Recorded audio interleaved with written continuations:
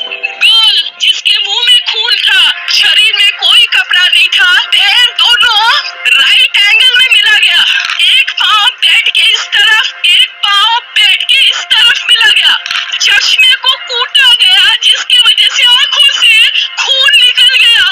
दबाकर मारा गया। कोलकाता की रात एक गहरी सन्नाटे में ढकी हुई थी जब एक जूनियर डॉक्टर की हत्या और बलात्कार का एक सनसनीखेज मामला सामने आया। इस दिल दहला देने वाली घटना ने पूरे शहर को हिलाकर रख दिया था, लेकिन अब इस मामले की परतें धीरे धीरे खुल रही थी और सच की झलकियां एक गहरी रहस्यमयी कहानी का हिस्सा बन रही थी।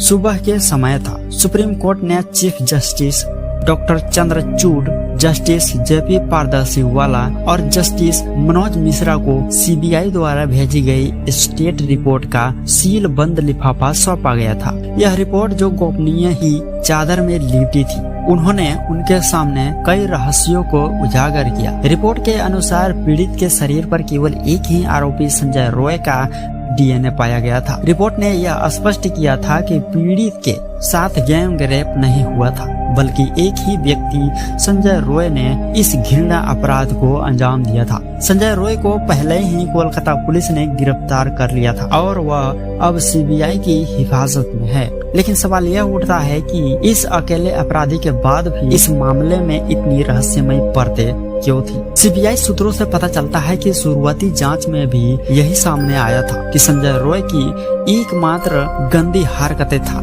लेकिन रिपोर्ट में यह भी खुलासा हुआ है कि अपराध स्थल को बदलने की कोशिश की गई थी। एफआईआर में इतनी देरी थी और यहाँ तक कि अस्पताल प्रशासन भी सवाल उठाए गए थे। इस रहस्यमयी कहानी में एक नया मोड़ अब आया जब सीबीआई ने पता लगाया कि अस्पताल प्रिंसिपल डॉक्टर संदीप घोष की भूमिका संदिग्ध हो रही थी। क्या उन्होंने जानबूझकर सबूतों के साथ छेड़छाड़ की या मामले को रफा दफा करने की कोशिश की? क्या उन्होंने पुलिस पर दबाव डालकर इस मामले की गुत्थी को सुलझाना चाहा? अब सीबीआई पोर्नोग्राफी टेस्ट का सहारा लेने का निर्णय लिया है। संजय रॉय और अस्पताल के प्रिंसिपल डॉक्टर संदीप घोष को दोनों को टेस्ट के लिए बुलाया गया।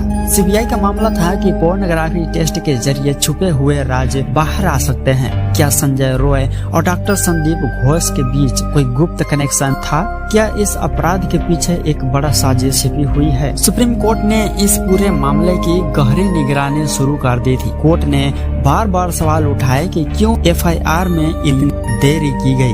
क्या हत्या और बलात्कार की टाइमलाइन दर्ज की गई थी? क्या अस्पताल प्रशासन ने जानबूझकर सबूतों के साथ छेड़छाड़ की? इस रहस्यमयी कहानी की गुत्थी अब धीरे धीरे सुलझने लगी है, लेकिन अंतिम सच्चाई अभी भी कुहरे से ढकी हुई है। क्या सीबीआई और सुप्रीम कोर्ट की जांच केस के पूरी तस्वीर को सामने ला पाएगी, या फिर इस रहस्यमयी हत्या और बलात्कार के केस में और भी चमकाने वाले बात खुलासे होने बाकी है?